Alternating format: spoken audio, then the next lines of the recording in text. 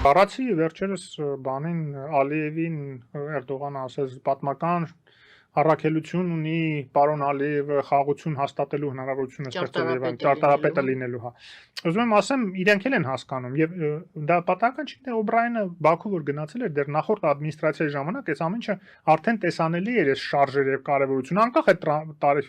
Տրամպի տարիֆներից, գիտեք, արդեն Ռուսաստան ճանապարհները փակ էր, Հարավում ճանապարհները փակ էին, Իսրայելը իհարկե ամեն ինչ անում է նաև Ադրբեջանի միջոցով, որ այստեղ էլ ճանապարհները փակ մնա, որ միակ ճանապարհը իր տարածքով մնա, որ ինքը դառնա այդ հաբը, եւ դրա համար էր ինքը շտապում Հեզբոլլահի, Խուսիտների եւ ուրեմն Համասի հարցերը լուծել, որ իր մոտ խաղաղություն հաստատվի, որ արդեն Սաուդյան Արաբիա, Հորդանան, Իսրայելով այդ արևելք-արևմուտք ընդեղով անցնի, այդ թվում գազային բաները, Քաթարի եւ այլն, որտեղ միջև այդ դրանք պետք է անցնեին Սիրիայով։ Դրա համար Սիրիան ապականեց, նաև Իսրայելի մասնակցությունը այդտեղ կար։ Հիմա էլ խոչընդոտում է չի թողում, որ Սիրիայում կայունանա իրավիճակը, որտեղ եթե Սիրիայում կայունանա, այդ նախագիծը կարող է էլի վերակենդանանալ եւ էլի այդ գազատարը Քաթարը ավելի հետաքրքրված է արաբական երկրներով մասնուն, քան թե Իսրայելով, չէ՞։ Ինչ եմ ուզում ասեմ, որ նման պայմաններում Հայաստանի համար պատմական շանս է հիմա այդ խաղաղություն ստեղծելու հնարավորությունից օգտվել, հայ-թուրքական կարգավորումը ապահովել, ցեղասպանության հարցը շարունակել քննարկել, բայց արդեն թուրքերի հետ կոնկրետ, տեսնել ինչ ուր կարող ենք հասնել։ Իդեպ Թուրքիայում կար այդ պատրաստակամությունը Էրդողանի մոտ դեռ 12-13 թվականներին, երբ որ ինքը առաջին անգամ սկսեց բան անել, ցավակցություն հայտնել հայ ժողովրդին, ճիշտ է, ասում էր 300,000, ասում էր նաև թուրքեր են զոհվել, բայց ամեն ապրիլի 24-ին երկու անգամ դա տևեց, կարծեմ, ինքը այդ ցավակցությունը հայտնում էր։ Այսինքն կարելի էր հետները աշխատել ավելի հեռուն գնալու։ Բայց էլի եմ ասում, ամեն ինչ արվեց նաև Ռուսաստանի կողմից, նաև իրենց ազդեցությունը այստեղ, իրենց ագենտուրային ցանցերի միջոցով, որ այդ process-ը չզարգանա։ Բայց հիմա մենք տեսնում ենք, ասում եմ, մենք շարունակում ենք նպաստել Երևանի Անկարայի միջև որտեւ իրենք տեսնում են, որ իրենց ձեռքից գնում է այդ process-ը։ Որտեւ տեսնում են, որ արդեն վերահսկողությունը կորցնում են այդ process-ի հանդեպ։ Որտեւ տեսնում են եվրոպացիներն ու ամերիկացիներն են արդեն եկել Հայաստանում այդ ազդեցությունը ունեն, իսկ ամերիկացիներն են իդեպ շահագրգռված այդ անցուդարձը վերահսկել։ Օբրայենը չէր Բաքվում ասում, որ մենք շահագրգռված ենք այդ էներգետիկ ռեսուրսները հենց Հայաստանով անցնելու, որտեղ Վրաստանով անցնելու դեպքում այնտեղ ես միշտ ասել եմ, մի քանի 100-ից մի քանի կիլոմետր հեռավորության վրա սովորական հրետանիով կարելի է դա թիրախավորել, խոցել Ռուսաստանի կողմից, որտեղ Օսեթիան իրենց ազդեցության տակ են միջև ապահովում։ Եվ Հայաստանը այդ իմաստով նաև ապահովելու էր կայունություն եւ հայ-թուրքական հարաբերությունների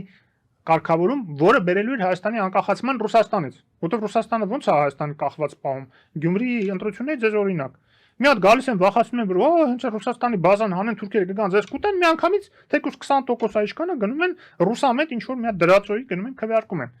Այդ նույն սկզբունքով իրենք հույս ունեն, որ այդ ազդեցությունը կարողանալու են պահեն։ Հիմա եթե Հայաստանը կարողանում է կարգավորել Թուրքիայի հետ հարաբերությունները, ինքը դառնում է շահառու նաև այդ ամբողջ ապրանքաշրջանառության, մեկ, երկաթգծերը Հայաստանից սկսում են ամբողջությամբ աշխատել, իսկ դա էլ վաղ թե ուշ կոնցենսիայից զրկելու են ռուսներին, մեր վերահսկողության տակ է անցնելու, եւ ամենակարևորը ռուսական բազան էլ արդեն կարիքը չենք ունենալու։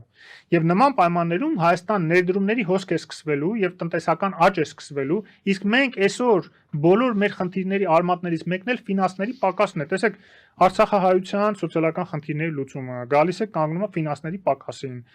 Մեր ռազմական արդյունաբերության զարգացումը, ինչքան էլ մեծ գումարներ են հատկացում, բայց դա էլ սահմանափակ է։ Դրսից առևտուրը այդ թվում զենքի զինամթերքի, ներդրումները, պետական ներդրումները այսօր արդեն ահագին կրճատվում են, որտեվ չկա այդ հնարավորությունները շարունակել նույն ծավալներով, ինչ որ հեղափոխությունից հետո էր այդ պետական ներդրումները, դպրոցաշինություն լինի, ճանապարհաշինություն լինի, սուբսիդավորում տարբեր տնտեսական նախաձեռնությունների, իսկ մեզ այսօր թռիչքաձև տնտեսական աճ է պետք։ Մենք ունենք այդ պոտենցիալը հասնելու Ադրբեջանի համախառն ներքին արդյունքի բացարձակ թվերով, որտեղ մեկ շնչին հաշվով մենք արդեն անցել ենք Ադրբեջանն էլ, Վրաստանն էլ։ Վրաստանը չնայած այս տարի ոնց որ էլի հետ վերցրեց այդ բանը, առաջնությունը, ոնց որ անցավ մեզ, բայց այդ տեմպով հավասար գնում ենք, բայց Ադրբեջանից անցել ենք։ Տեսեք, նավթային տակառ Ադրբեջանից մեկ շնչին հաշվով մենք ավելի լավ վիճակում ենք տնտեսական։ բայց դա բավարար չի, որտեղ բացարձակ թվերով են մրցում տնտեսությունները, ոչ թե մեկ շնչին ընկնող, բայց մենք ունենք այդ պոտենցիալը բացարձակ թվերով էլ անցնել, եթե 10-15% ամեն տարվա տնտեսական աճ ունենանք, առանց ներդրումների, արտաքին ներդրումների, դա հնարավոր չի։ Էլ չեմ ասում հիմա էլ վատ կառավարման պայմաններում մեր իշխանությունների եղած հնարավորություններն էլ ներդրումների արտաքին ուղղակի փոշիացնում են, փախցնում են Հայաստանից, անդադ այդ բանի Արագեյթի պատմությունն են բերում, 300 միլիոնանոց ներդրում ուղղակի փոզմիշ արեցին, որ կարելի էր լրջագույն լեռնադահուկային համալիր այստեղ Ռուսաստան Թուրքիայի վրա ներազդելու առանձնապես լծակներ հիմա արդեն չունեն։ Ինչու է նա Ռուբինյանի հետ հեռախոսով Գալուզինը խոսում Հայաստանի վրա է ուզում հարաբերությունների կարգավորման մասին։ Հայաստանի վրա իր լծակներն է ուզում վերականգնի։ Ինքը ուզում է քիթը խոթի հայ-թուրքական կարգավորման մեջ, որովհետեւ այդտեղից է շահաբաժինն ունենա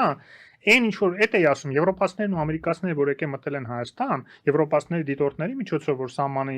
էական անվտանգային բարձիկ են ապահովել եւ դրանով իրենց ազդեցությունը մեծացել է Հայաստանի վրա։ Էլ չեմ խոսում նաեւ այլ գործիքակազմերը, որը ինչքան էլ Հունգարիան խոչընդոտում է, բայց անցած տարի էլ ստացվեց այդ 10 միլիոնի հատկացումը, ես նկատի ունեմ European Peace Facility գործիքի է եւ եվրոպական խաղաղության գործիքի։ Եվ այս տարի էլ ճիշտ է արդեն 3 շաբաթ համարյա վետոն է ձգձգում է, բայց դա հաղթահարվելու է, ես վստահ եմ։ Բայց ելի եմ ասում Եվրոպացիները այդպես են ներկա, ամերիկացիները զորքով են ներկա։ Մեր զինավարությունների բանի տակ, հա, զար որ պետք է լինի։ Հա, այդ արծիվ, քաջ արծիվ, այն չեմ հիշում, հա։ Մինչև օգոստոս այստեղ են մնալու